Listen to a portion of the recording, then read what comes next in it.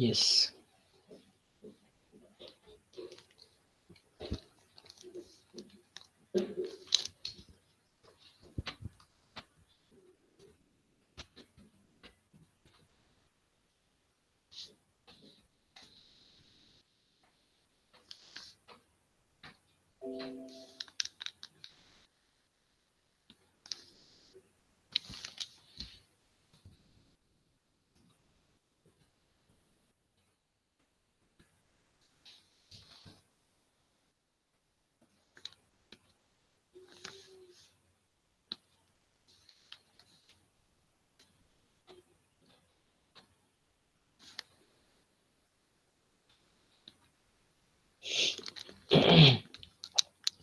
So काल आपण एक थिअरम बघितलं होतं कॉम्युटेटर सबग्रुपचं. नाव the next point is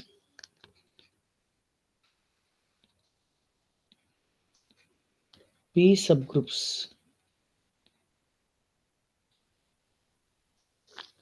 P subgroups. Okay. So काल मी तुम्हाला काहीतरी होमवर्कला दिलं होतं, केलं का? Yes, sir. Yes, sir. काय आलं? S3 डॅश काय आलं?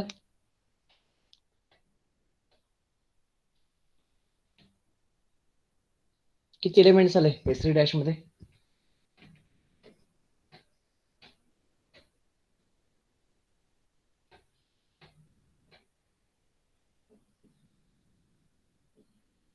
सगळे कॉम्युटेटर्स काढले ना? 16 आले सर. नाही 16 एलिमेंट आले. 16 नाही 36. हा 36. 36. ओके, कॅल्क्युलेशन केलं, पण फायनल एलिमेंट काय आला?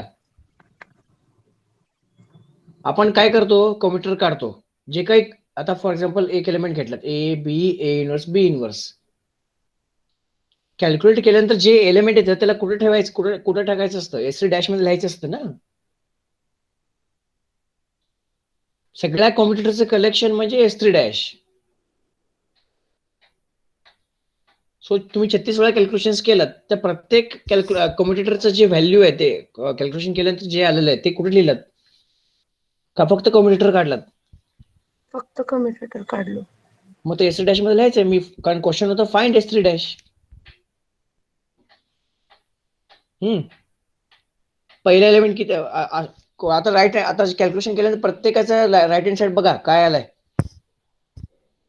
त्याच्यावर तुम्हाला लिहावं लागेल एलिमेंट.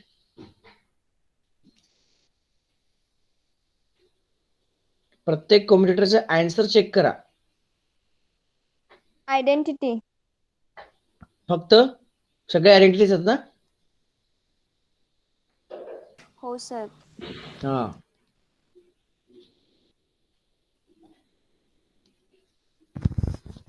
ओके, अजून कुठला दिलं? D4 dash.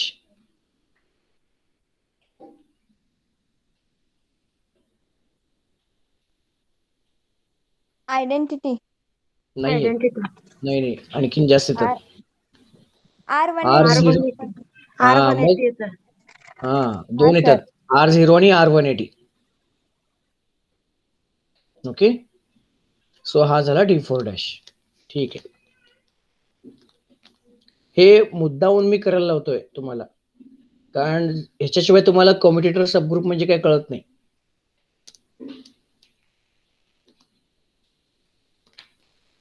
Late G be a finite group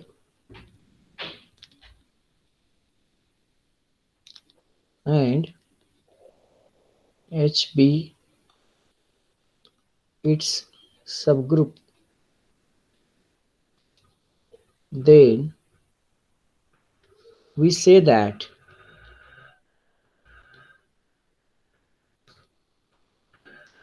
H is a P subgroup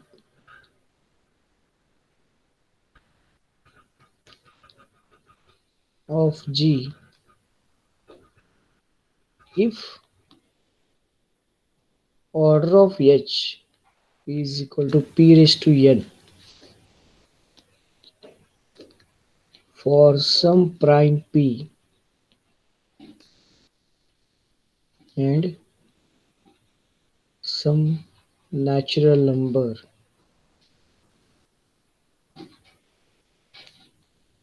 Yes. Okay. This is the definition. काय सांगतं definition? If G is a subgroup, G is a finite group, and HB its subgroup, then we say that H is P subgroup of G if order of H is power of prime number.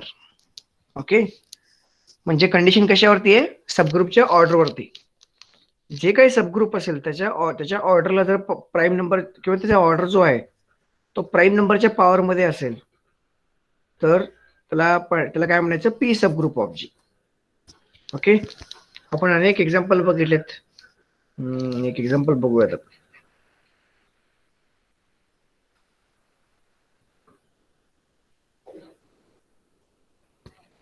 Z12 0 1 2 3 up to 11. Okay, या subgroup मध्ये तुम्ही बरं मला हे सांगा पहिला की याच्याकडे कोणकोणत्या ऑर्डरचे सबग्रुप असतील?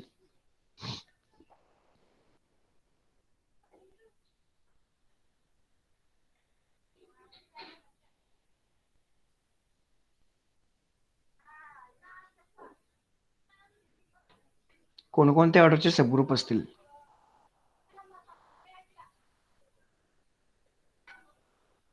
पटकन.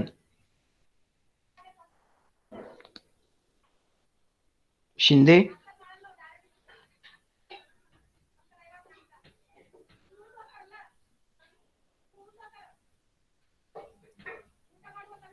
ओके, बरं जाऊ दे, ते सांग. लॅग्रेंजेस थेरम झालाय तुम्हाला TY SY ला? काय सांगतो Lagrange's theorem? What is the statement of Lagrange's theorem?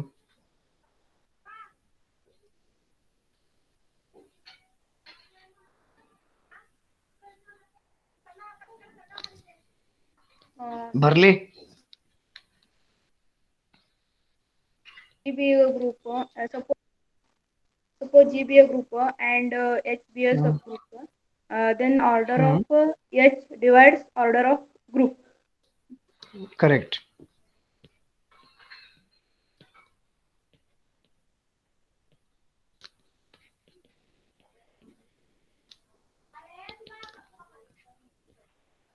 पण order of H divides order of the group असं जेव्हा म्हणतो आपण, याचा अर्थ order of the group finite पाहिजे. म्हणजे हा थेरम फायनाइट ग्रुप साठी आहे. Let G be a finite group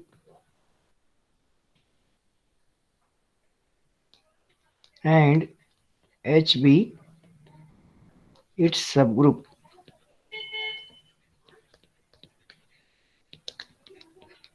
Then order of H divides order of G. सबग्रुपचा ऑर्डर ग्रुपच्या ऑर्डरला डिवाइड करेल. ओके, याचं कॉन्व्हर्स सांगू शकता कोणी? लॅग्रेंज थेरमच्या converse statement. Tatip Amul.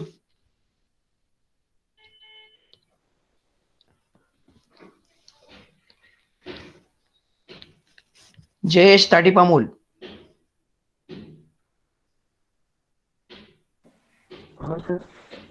What is the converse statement of Lagrange's theorem?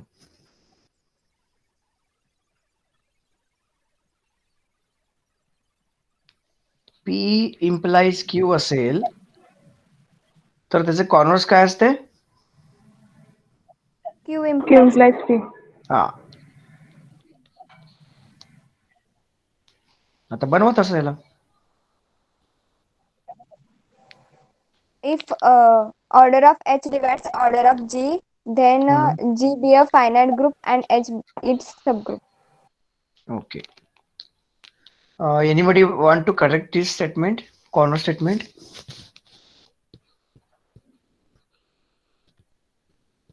Converse. हा, पुन्हा सांगा तसं कोणते? If order of H divides order of G, then G be a finite group and H be its subgroup.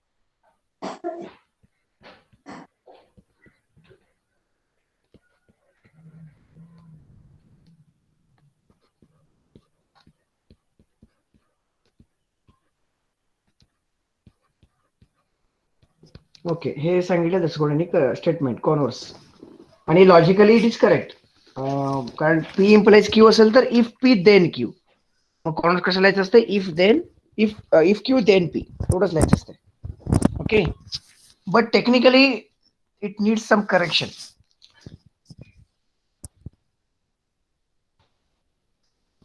So कोणाला ह्या statement मध्ये काही corrections करायचे आहेत का?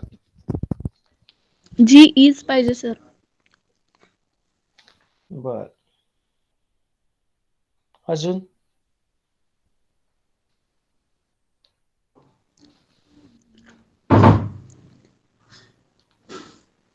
H is. ओके, हा, एच इज. बर, ओके, अजून काही?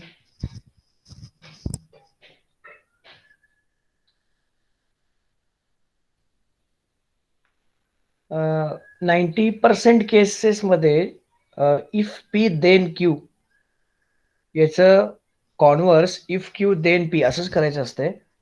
पण जेव्हा आपण स्टेटमेंट फक्त उचलून इफ नंतर आणि दे नंतर एक्सचेंज करतो, तेव्हा थोडंसं मिनिंग बदलू शकतो. ओके, करायचं तेच आहे. इफ पी देन क्यू असं स्टेटमेंट दिलं असेल तर त्याचं converse if Q then P असंच येतं. तेच करायचं आहे, पण it needs some corrections. Okay, कारण कधी कधी याचं मिनिंग वेगळं होतं. म्हणून आधी आपल्याला दिलेल्या स्टेटमेंटचं जो दिलेला स्टेटमेंट आहे किंवा लॅग्रेंज जो ऍक्च्युअली ज्याचा थेरमचा किंवा ज्या स्टेटमेंटचा मला कॉन्व्हर्स करायचा आहे तो स्टेटमेंट आधी व्यवस्थित समजून घेऊया की त्याला नक्की इफ पार्ट काय आहे आणि देन पार्ट काय आहे. ओके, मला सांगा, let G be a finite group and H be its subgroup असं दिलंय. Then order of H divides order of G. या स्टेटमेंटमध्ये ऑर्डर ऑफ एच असं कधी लिहू शकतो मी?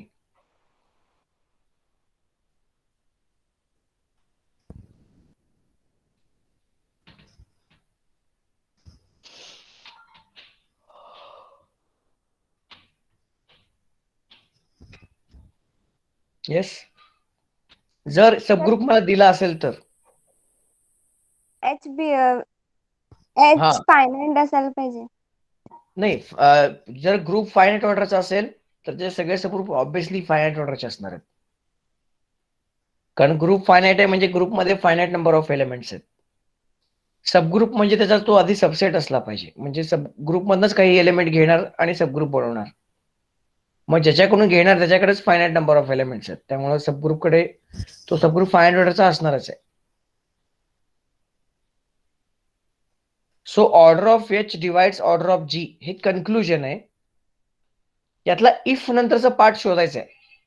ओके, आता दसगोंडेने जे केलं त्यांनी काय केलं, मग हा हे फक्त सगळंच देन काय म्हणलं सर, मग फक्त देन एच बी सबग्रुप एवढंच येणार जी फायनाइट असलं तर. हा, तेच लिहिले ना आपण. Sir, G be a finite group लिहायची गरज नाही ना? नाही नाही नाही, अख्खा ग्रुप आहे ना तो.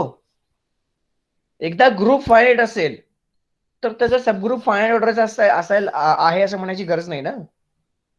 हा सर. ग्रुप जी फायनाइट असायलाच पाहिजे, कारण शेवटी त्याच्या ऑर्डरला डिवाइड करतोय आपण.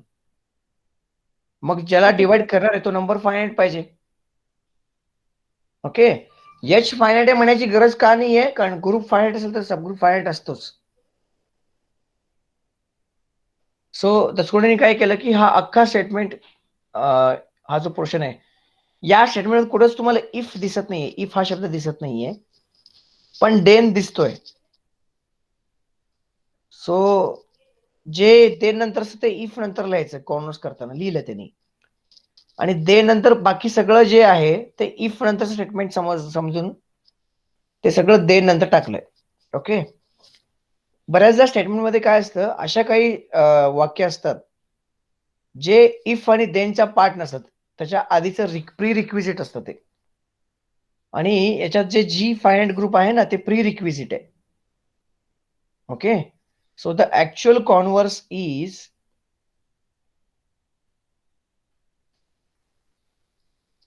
हे पहिलं जे वाक्य आहे ते तसंच लिहायचंय, कारण तो इफचा पार्ट नाहीये.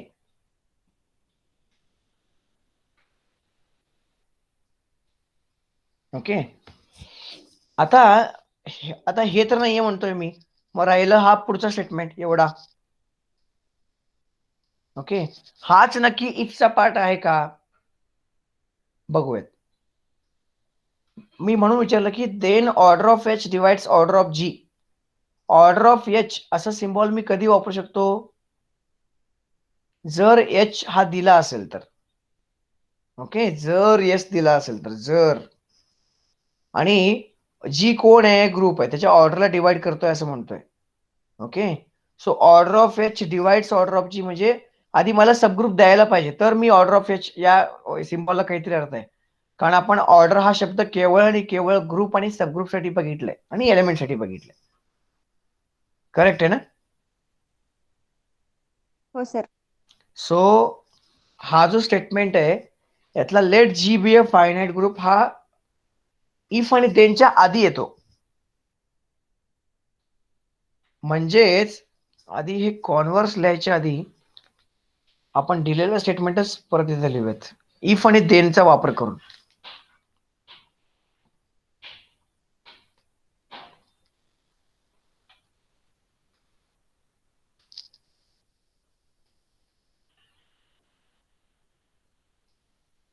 let G be a finite group if H is subgroup of G,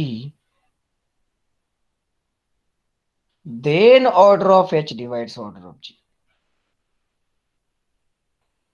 okay, आता मी लाग्रांज थेरमला इफ आणि देन मध्ये लिहिलं. ओके, सो इफ नंतर जे आहे आणि दे नंतर जे आहे हे एवढंच एक्सचेंज होईल कॉन्व्हर्स करताना. त्याच्याशिवाय इफच्या आधी काही वाक्य असतील तर ते ऍज इट इज कॉन्व्हर्स मध्ये जातात. कारण हे सगळं कुठं घडतंय तर ग्रुपमध्ये घडतंय, म्हणून तो आधी ग्रुप दिला पाहिजे. समजलं का हे एक्सप्लेनेशन? हो सर. आता कॉन्व्हर्स सांगा मला. Let G be a finite G group be a finite group correct. Let G be a finite group if order of order H of H divides order of G, okay, if then H is subgroup of G order of H divides divides order of order of G, group. Then H H is a is subgroup of G. Subgroup of G. ठीक आहे, okay. आणि तुम्हाला आता हा statement वापरायचा आहे समजा. Okay, हा स्टेटमेंट वापरायचा आहे आणि या एक्झाम्पल साठी वापरायचं आहे. कसं वापरा? फायनाईट, हा पहिल्यांदा प्रश्न, हा फायनाईट ग्रुप आहे का? आहे. आहे. चला, 12 एलिमेंट आहेत, 12 हा नंबर फायनाईट आहे म्हणजे फायनाईट ग्रुप आहे. पुढे सर सांगू दे. सांगा की. Let Z12 be a finite group if order of Z12 divides order of Zn, then Z12 is नाही, sub. नाही. बघा तुम्ही काय करताय इथं, हा अख्खा ग्रुप आहे ना, म्हणजे हा म्हणजे जी आहे. हा सर. हा, मग आणि त्यातला सबग्रुप घ्यायला लागेल. झेडनचा काहीच संबंध नाहीये. हो. सो आता जर मला हा स्टेटमेंट वापरायचा असेल तर कसं वापरावं लागेल? म्हणजेच मला हे कंडिशन सॅटिस्फाय होते का बघावं लागेल. आणि हे जर कंडिशन सॅटिस्फाय झालं तर याची जे सबग्रुप ऑफ जी असं म्हणता येईल. हो सर. मग जर आता हे स्टेटमेंट हे कंडिशन सॅटिस्फाय होतं की नाही बघायचं आहे. यासाठी सबग्रुप द्यायला पाहिजे का?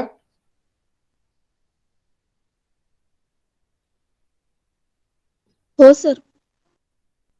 कारण मी तर ऑर्डर ऑफ एच म्हणतोय. हो.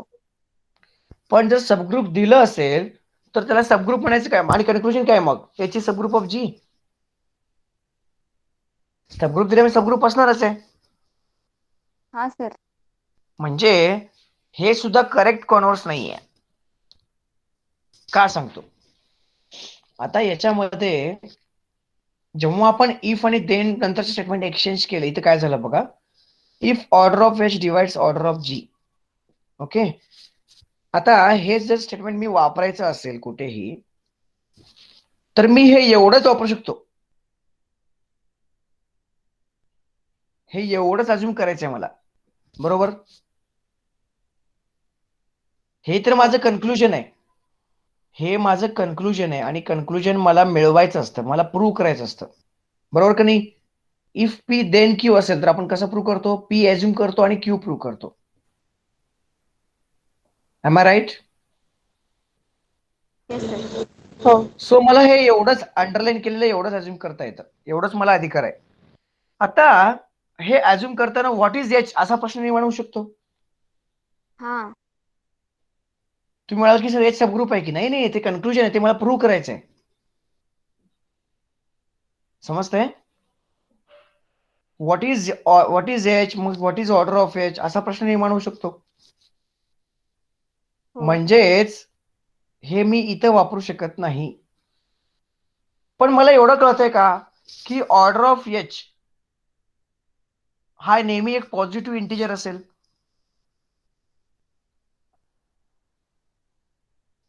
बरोबर ना. हो. कारण ग्रुप ऑर्डर ऑफ जी काय आहे इंटिजर आहे. इंटिजरला कशाने भाग जातं इंटिजरनं भाग जातं. फ्रॅक्शनने भाग जातं का नाही. कॉम्प्लेक्स नंबरनं भाग जातं का नाही. राईट. सो एवढं एवढं कळतंय की मला ते इंटिजर असायला पाहिजे. Okay so the correct statement is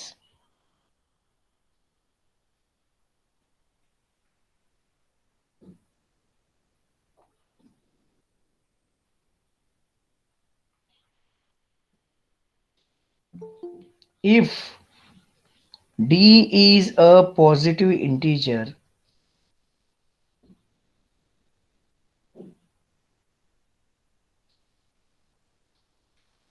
such that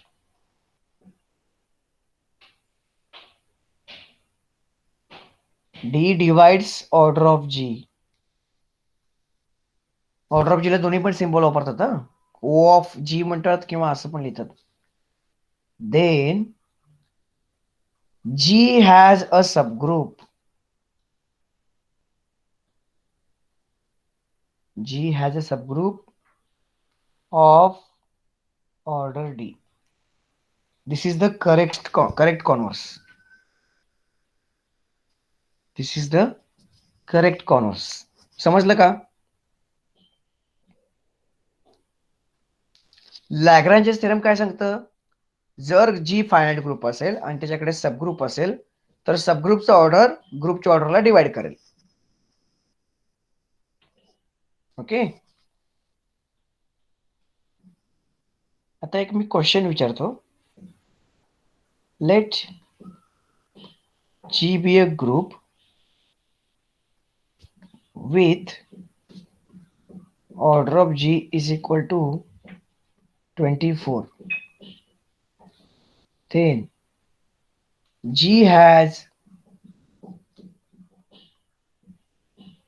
subgroups of order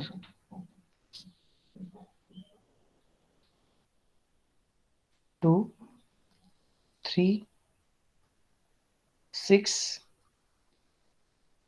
आणि 12.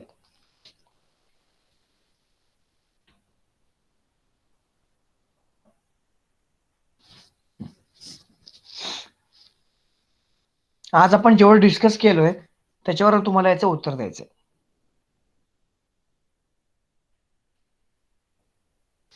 2 मिनिटं वेळ देतो तुम्हाला.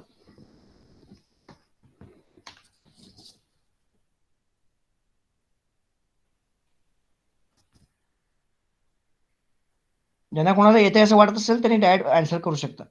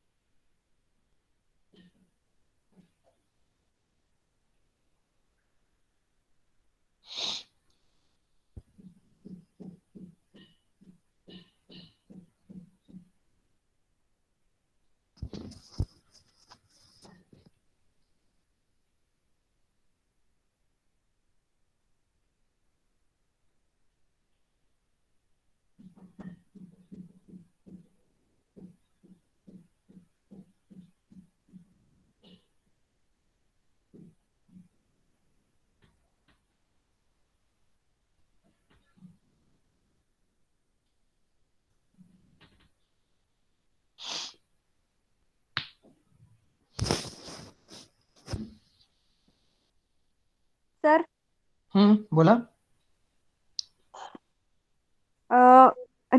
ए बी सी डी चारी पण येतात की सर? चारही पण येतात. ओके.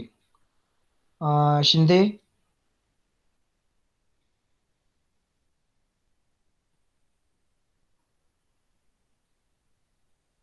हे बघा, चुकलं तर काही इथं शिक्षा वगैरे नाहीये. हम्म. तुम्ही तुमच्या घरी यात शिक्षक करायचं म्हटलं तरी पण तुमच्या घरी यावं लागेल मला. आज जेवढं डिस्कस केलंय त्याचा वापर करून सॉल्व्ह करा.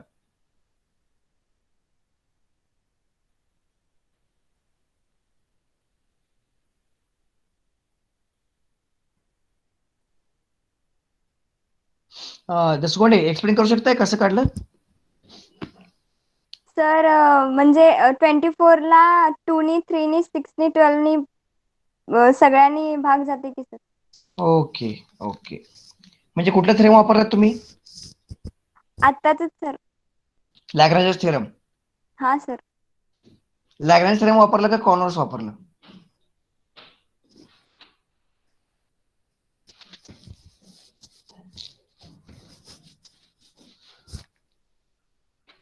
Converse sir. नक्की? हा सर. ओके. अजून कोणाला काही उत्तर द्यायचं? ताटीपा मूल. अरे बोला बाकीचे, काही 2-3च विद्यार्थी बोलतायत आता. सर मला पण तसंच वाटलं ABCD सगळे सगळ्याला ओके. डिव्हिजन होते तर ते वाटलं सर. आणि कुठं थेरम वापरू सांगतोस? लॅग्रेंजेस का कॉर्नर्स? Converse sir. बर. ओके. अजून?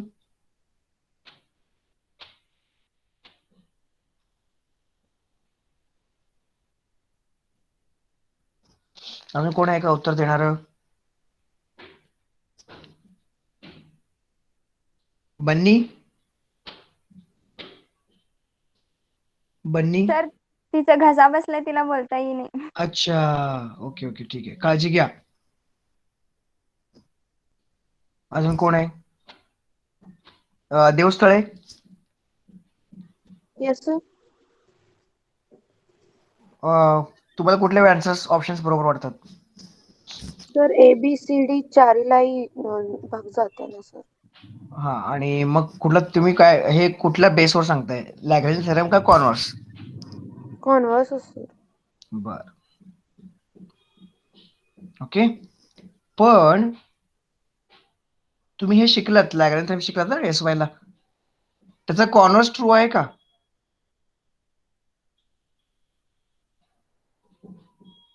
नाही. नाही सर. कॉर्नर्स नाही ट्रू सर. नाहीये. ट्रू नाहीये नाही. म्हणजे काय? आपण हे प्रत्येक ग्रुपमध्ये असं केवळ ग्रुपचे ऑर्डर बघून त्याच्याकडे कुठल्या कुठल्या ऑर्डरचे सबग्रुप आहेत हे सांगता येत नाही. हो सर. म्हणजेच आता आज आपण जेवढं शिकलोय त्याच्यावरून या क्वेश्चनचा आन्सर देता येत नाही. समजतंय का? हो सर. नोट. मग तुम्ही म्हणाल की सर जर कॉर्नर्स ट्रू नसेल तर तुम्ही कॉर्नर्स करायला काय लावलात? ओके. कारण याचे काही स्पेशल केसेस आहेत ज्या केसेसमध्ये या स्टेटमेंटचं कॉन्व्हर्स ट्रू आहे. लॅग्रेंजेस थेरमचं कॉन्व्हर्स ट्रू आहे आणि त्यासाठी ते करायला लावलं. Okay. Note. Converse of Lagrange's theorem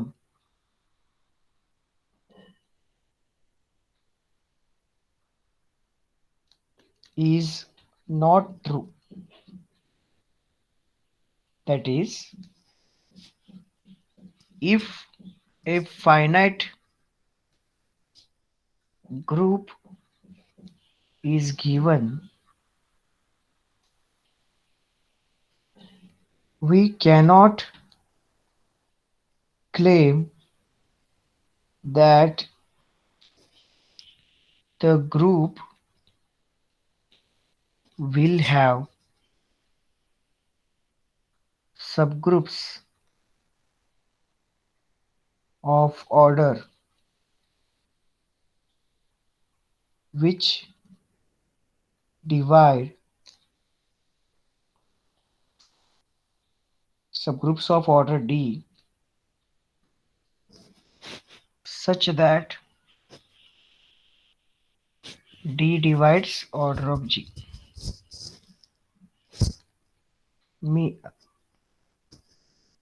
Means we cannot claim the existence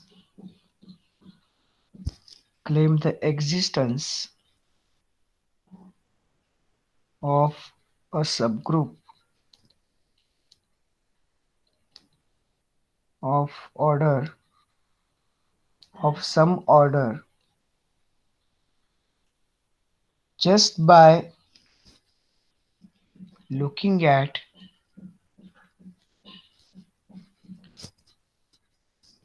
the divisors of order of G. Okay, केवळ ग्रुपच्या ऑर्डरचे डिवायझर्स बघून त्या ऑर्डरचे किंवा त्या डिवायझर एवढ्या ऑर्डरचे सबग्रुप्स असतील असं नेहमी म्हणता येत नाही. आता लॅग्रांजेस थेरम ट्रू आहे याचा अर्थ काय? तो थेरम आहे म्हणजे काय? जे जे फायनाइट ग्रुप आहेत त्या प्रत्येक फायनाइट ग्रुपसाठी तो थेरम लागू होतो. असा एक पण एक्झाम्पल नसेल ग्रुपचा जिथे तो थेरम लागू होत नाही. असं एक पण एक्झाम्पल नसेल. ओके, तसंच एखादं स्टेटमेंट फॉल्स आहे म्हणजे काय किंवा ट्रू नाही आहे म्हणजे काय, असे अनेक एक्झाम्पल असू शकतात जिथं ते स्टेटमेंट लागू होत नाही. ओके, जिथं ते स्टेटमेंट लागू होत नाही. आणि असे पण काही एक्झाम्पल असतील जिथं ते लागू होतं. म्हणजेच काही एक्झाम्पल लागू होतं, काही एक्झाम्पल लागू होत नाही आणि म्हणून तो स्टेटमेंट होत नाही. समजतंय? कारण आपण लॅग्रेंजेस थेरम प्रत्येक फायनाइट ग्रुपसाठी म्हणतोय, प्रत्येक फायनाइट ग्रुपसाठी. मग याचा कॉर्नर्स कधी ट्रू झाला असता जर प्रत्येक फायनाइट ग्रुपसाठी झालं असतं तर. प्रत्येक फायनाइट ग्रुपसाठी जर स्टेटमेंट सॅटिस्फाय झालं असतं तर. ओके, मग मी तुम्हाला म्हणलो होतो की स्टेटमेंट जर फॉल्स असेल तर आपण काय देतो, कसं सांगतो की फॉल्स आहे म्हणून?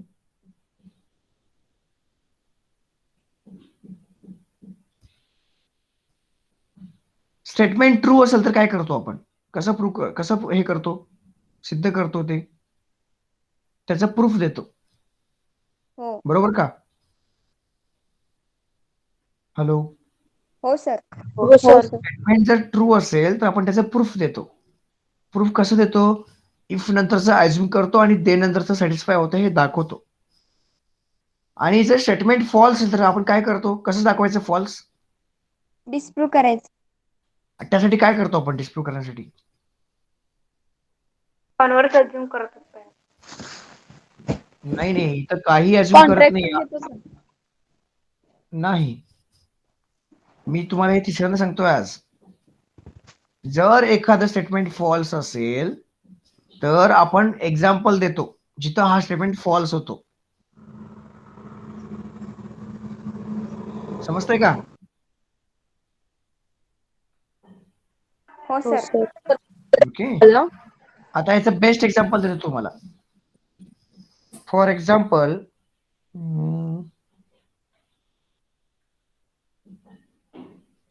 ओके, केरळासारख्या ठिकाणी कोणीतरी असेल व्यक्ती आणि त्यांनी म्हणाला की आभाळ आलं असेल तर पाऊस नक्की पडतो केरळामध्ये. ओके, आभाळ आलं, जर आभाळ असेल तर, जर ढग आलं असेल तर पाऊस पडतो. इफ आणि देन मध्ये ते एक स्टेटमेंट बोलला. ओके, तिथं ते स्टेटमेंट व्हॅलिड आहे त्या केरळपुरतं, कारण समुद्र किनारा लाभलाय त्यांना आणि त्यामुळं आभाळ असेल तर पाऊस पडणारच आहे त्यांच्याकडे. ओके, पण आपल्या सोलापूर तसं होतंय का? नाही. हा, कित्येकदा एवढे ढग जमून येतात पण पाऊस पडत नाही. समजतंय? सो हो सर. जर मी आता हे जे स्टेटमेंट जो केरळामधला व्यक्ती केलंय त्यांनी जर ते स्टेटमेंट अख्ख्या भारतासाठी जर म्हणाला, अख्ख्या भारतात जर कुठेही आभाळ ढग आले असतील तर पाऊस नक्की पडतो, ट्रू नाही आहे सर. आणि तुम्हाला हे खोटं ठरवायचं असेल तर तुम्ही काय म्हणाल? एक्झाम्पल देऊ. सोलापूर एक्झाम्पल देऊन आमच्या सोलापुरात या मग बघा. सोलापूरमध्ये नाही नाही पडत. सोलापूर एक असं शहर आहे भारतातलं जिथं बऱ्याचदा आभाळ येतात, आभाळ येतो, ढग येतात, ढग जमतात, पण पाऊस पडत नाही. बरोबर का? आता त्या व्यक्तीनं जे स्टेटमेंट बोललं होतं ते इफ आणि देन मध्ये काय म्हणतं, कसं म्हणजे कसं इमॅजिन कराल? तो काय म्हणतोय, जर ढग जमले असतील तर पाऊस पडतो. म्हणजे ढग जमले असतील तर पाऊस पडतो. तुम्ही जेव्हा म्हणताय की सोलापुरात येऊन बघा, तर तुम्ही काय दाखवाल त्या व्यक्तीला? की सोलापुरात एक्झाम्पल ढग जमलेत, सोलापुरात ढग जमलेत पण पाऊस पडलं नाही, हे दाखवाल ना त्याला. हो सर. बरोबर. म्हणजे तुम्ही एक एक्झाम्पल शोधलात का सगळं प्रूव्ह करत बसलात? भारतातलं एक एक्झाम्पल. शहर तुम्ही शोधलात, बरोबर का? हो सर. हा, मी आता हे शेवटचं सांगतोय तुम्हाला. जर एखादं स्टेटमेंट ट्रू असेल तर आपण त्याला थेरम म्हणतो किंवा करोरी म्हणतो.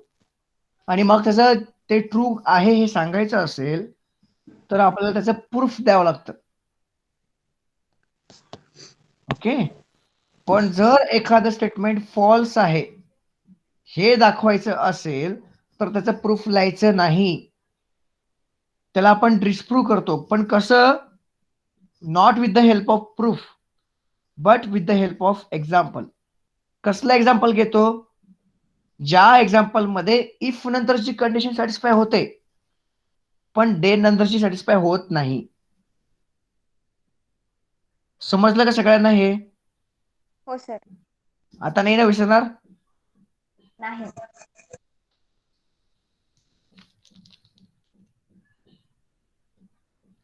To show that the converse of a given statement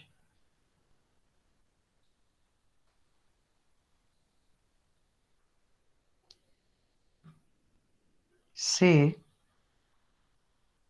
if P then Q is not true, we give an example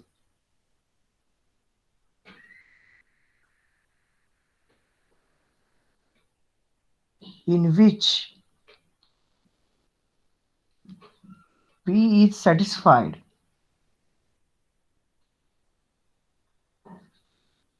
by that example, by the example,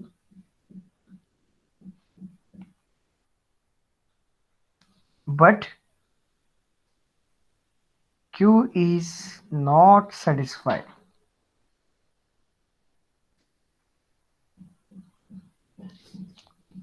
Okay, this is very, very important.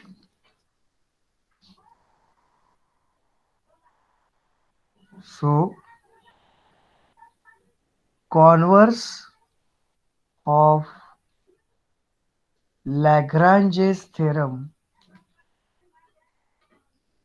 is not true.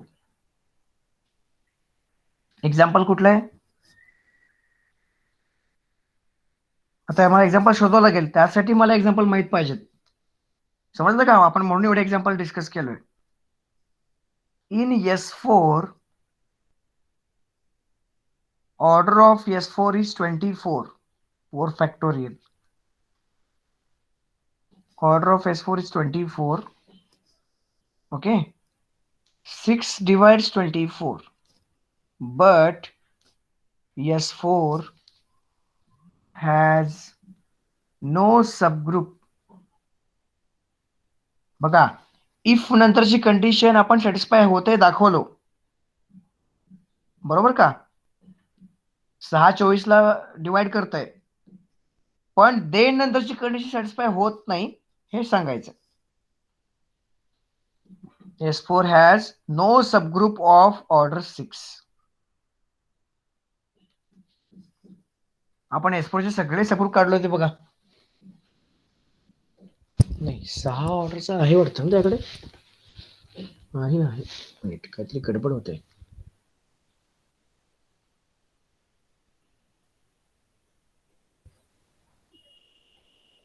नाही 6 ऑर्डरचा आहे त्याच्याकडे. कुठला group लावा लागेल आता.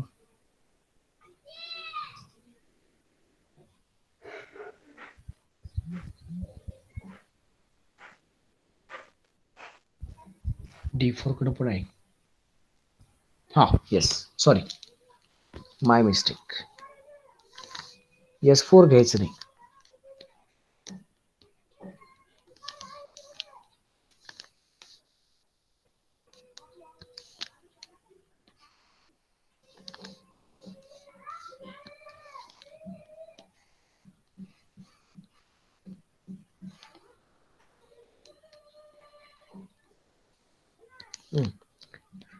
In A4, order of A4 is 12.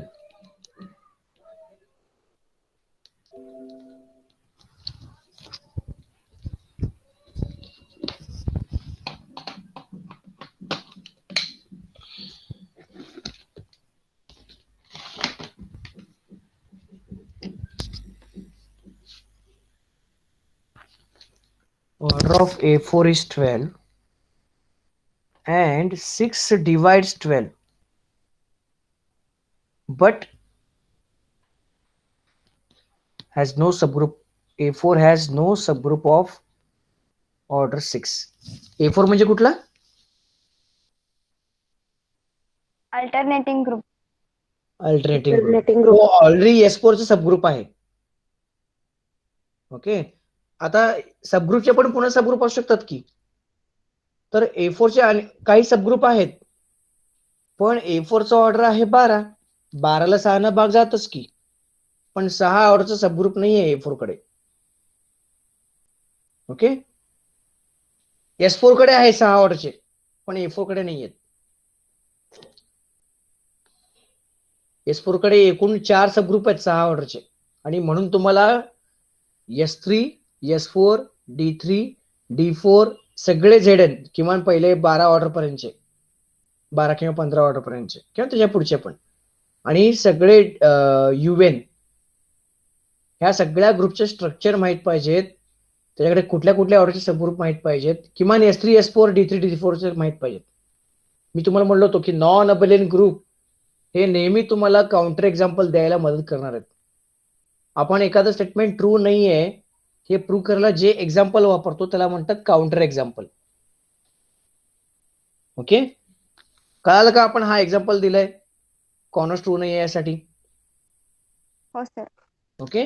आणि म्हणून या टाईपचा जो क्वेश्चन आहे त्या टाईपचं क्वेश्चन जेवढं आज आपण पाहिलं त्याच्यावरती त्याचं क्वेश्चन त्या क्वेश्चनला अटेम्प्ट करता येत नाही, त्याचे उत्तर देता येत नाहीत. सो काय काय शिकायला मिळालं आपल्याला? लॅग्रेंज थेरम म्हणजे काय, तो थेरमचा स्टेटमेंट कळाला. त्याचा कॉन्व्हर्स लिहिताना अगदी आहे तसं उचलून जर चेंजेस केले तर त्याच्या मिनिंग मध्ये बदल होतो किंवा ते वापरता येत नाही हे कळालं. ओके. आणि मग आपण कॉन्व्हर्स स्टेटमेंट कसं बनवायचं हे शिकलो. त्याच्यानंतर हे लक्षात आलं की कॉर्नर स्टेटमेंट लॅग्रेंज थेरमचं ट्रू नाहीये. त्यासाठी ट्रू नाहीये म्हणजे आपण ते कसं सिद्ध करतो ट्रू नाहीये हे, त्यासाठी आपण एक्झाम्पल घेतो. त्याला म्हणतो आपण counter example. Okay.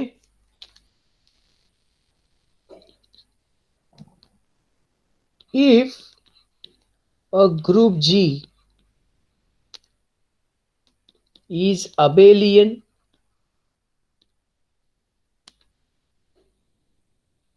if the group G is abelian, cyclic,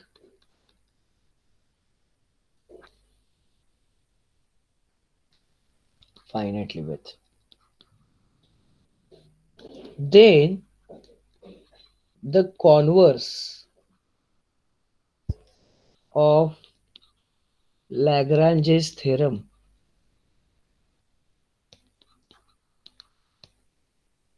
is true. Further, in this case,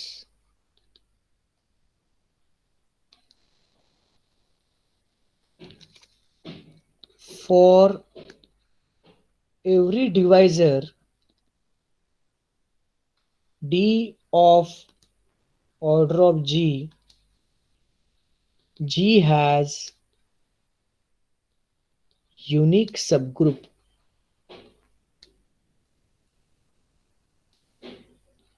of order D.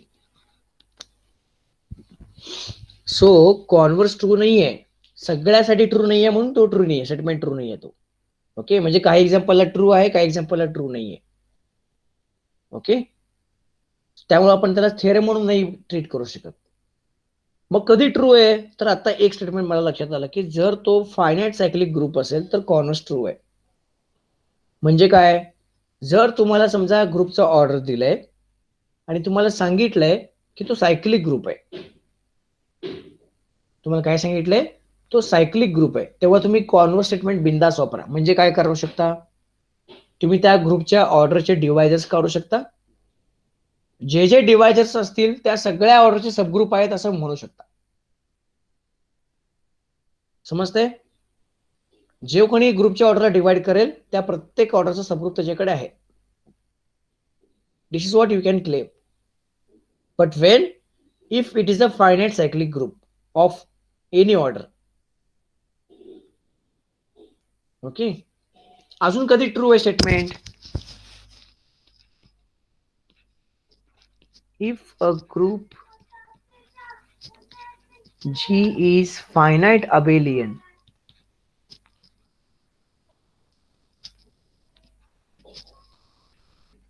then also the converse of Lagrange's theorem is true. But in this case, for every divisor D of order of G, G has a subgroup of order D,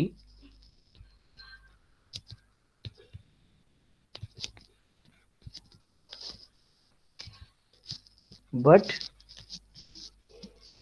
may not be unique.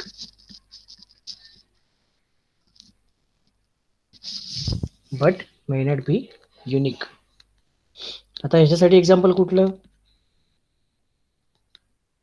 Zn. Okay, Zn cyclic group आहे, finite आहे.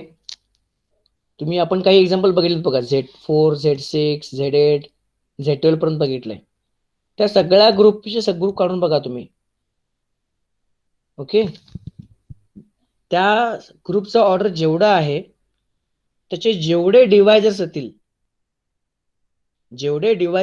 त्या प्रत्येक डिवायजर एवढ्या ऑर्डरचा subgroup त्याच्याकडे आहे आणि एकच सबग्रुप आहे. पण तेच जर तुम्ही फायनाइट अबेलियन ग्रुप घेतला असाल तर इथं सुद्धा कॉन्व्हर्स ट्रू आहे. म्हणजे इथं सुद्धा तुम्ही केवळ ग्रुपच्या ऑर्डरकडे बघून त्याचे डिवायजर्स काढून त्या डिवायजर एवढ्या ऑर्डरचे सबग्रुप त्याच्याकडे आहेत असं म्हणू शकता. पण ते युनिक असतीलच असं नाही, एकापेक्षा जास्त पण असू शकतात. इथे एक्झाम्पल कुठलं द्याल, Z2 क्रॉस Z2, 0,0, 0,1, 1,0, 1,1. ओके, हा सायक्लिक ग्रुप पासून तयार झालाय, त्यामुळे हा अबेलियन ग्रुप आहे. Is an abelian group.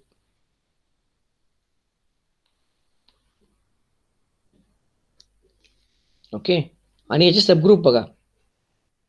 समजा मी 0,1 न जनरेट केलो तर पहिला एलिमेंट 0,1, दुसरा एलिमेंट 0,1 प्लस 0,1 किती, तर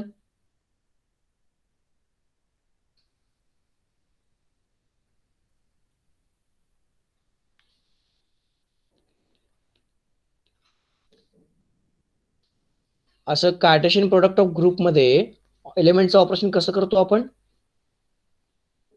त्या पोझिशनला, म्हणजे दोन्ही एलिमेंट मधले पहिल्या पोझिशनचे एलिमेंट पहिल्या सोबत ऑपरेट होतील, दुसऱ्याचे दुसऱ्या सोबत.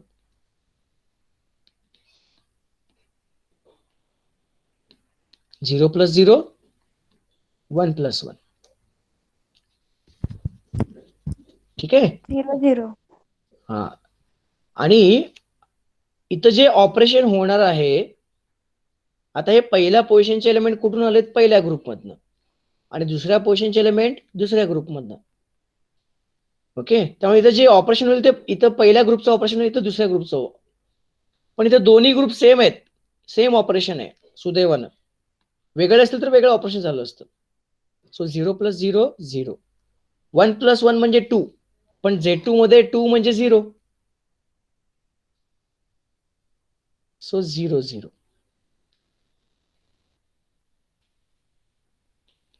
1 0 ने जनरेट केला तर पहिला एलिमेंट 1 0, दुसरा element 1 0 1 0 plus 1 0, 1 plus 1 comma 0 plus 0.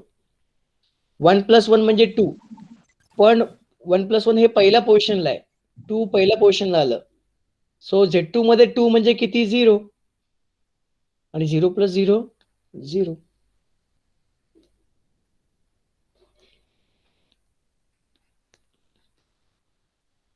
पहिला एलिमेंट 1 कॉमा 1, दुसरा element 1 plus 1 comma 1 plus 1, 1 comma 1. 1 plus 1 म्हणजे 0, आणि 1 प्लस 1 म्हणजे 0. ओके, बघा. What is order of Z2 cross Z2?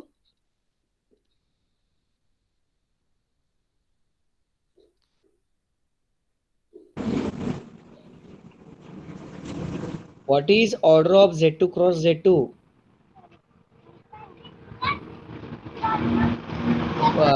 4.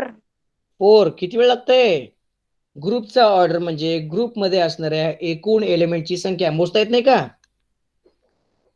हा पहिला एलिमेंट, हा दुसरा, हा तिसरा, हा चौथा. शाळेत शिकवलं वाटायला मला. 4 एलिमेंट, ग्रुपचा ऑर्डर 4 आहे.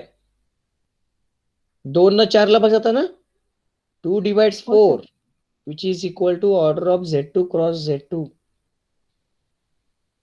And Z2 cross Z2 has subgroup of order 2, but it has 3 subgroups of order 2. बरोबर ना? बघा, हा पहिला सबग्रुप आहे, हा दुसरा आहे, हा तिसरा आहे. 3 सबग्रुप मिळाले 2-2 ऑर्डरचे. ओके, तुम्हाला कधीही जर तुम्हाला असा प्रश्न विचारला की एक असा एक्झाम्पल द्या जो अबेलियन आहे पण सायक्लिक नाहीये, तर तुम्ही काय करायचं? Zn घ्यायचं आणि त्यांचे डायरेक्ट प्रोडक्ट घ्यायचं. वेगवेगळे Zn घ्यायचे, त्याचे डायरेक्ट प्रोडक्ट घ्यायचे. फक्त एक काळजी घ्यायचं की जे हे n आहेत वेगवेगळे Z साठी, त्यांचे जीसीडी 1 असायला नको, नाहीतर ते परत आयसोमॉर्फिक टू ZMN होतील. ओके,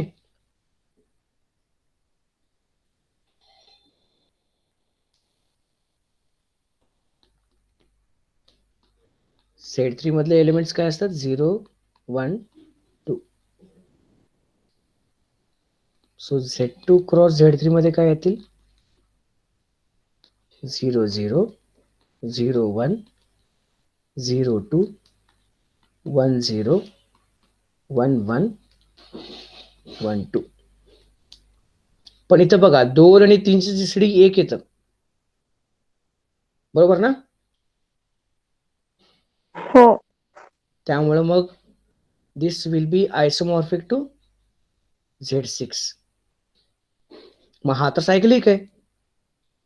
ओके, त्यामुळे तुम्हाला कधीही जर अबेलियन ग्रुप असं एक्झाम्पल, अबेलियन ग्रुपचं एक्झाम्पल द्यायचं सायक्लिक नाहीये असं जर म्हणलं तर असे 2 ग्रुप चूज करायचे आहेत, फक्त जीसीडी 1 असणारे नको. मग तुम्ही Z2 क्रॉस Z4 चूज करा. आणि तुम्ही म्हणाल की हा अबेलियन कसं काय होईल सर?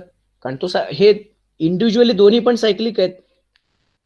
आणि जेव्हा आपण एलिमेंटचं ऑपरेशन करणार आहे ते एलिमेंट वाईज होतील. पहिल्या पोझिशनला पहिल्या ग्रुपमधलं ऑपरेशन होईल, दुसऱ्या पोझिशनला दुसऱ्या ग्रुपमधलं ऑपरेशन होईल. आणि मला हे माहिती आहे की पहिला ग्रुप अबेलियन आहे, दुसरा ग्रुप अबेलियन आहे, तेव्हा त्या त्या पोझिशनला आपण एलिमेंटची जागा बदलू शकतो. ओके, हे तुम्हाला होमवर्कला आहे. तुम्हाला हे प्रूव्ह करायचं की Z2 क्रॉस Z3 हा Z6 ला आयसोमॉर्फिक येतो. सो Z6 चे एलिमेंट्स लिहावं लागेल तुम्हाला 0 1 2 3 4 आणि 5. मग तुम्ही म्हणाल की हे कसं प्रूव्ह करायचं सर? ओके, या दोन्ही सेटच्या मध्ये एक फंक्शन बनवा जो 1 1 आणि ऑन 2 असेल.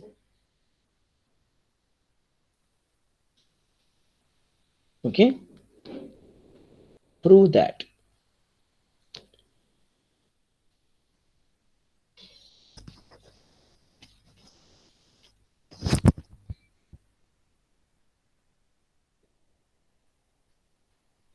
आपण अजून पी ग्रुपचे एक्झाम्पल्स नाही बघितले, आपण ते उद्याच्या लेक्चरला बघूयात.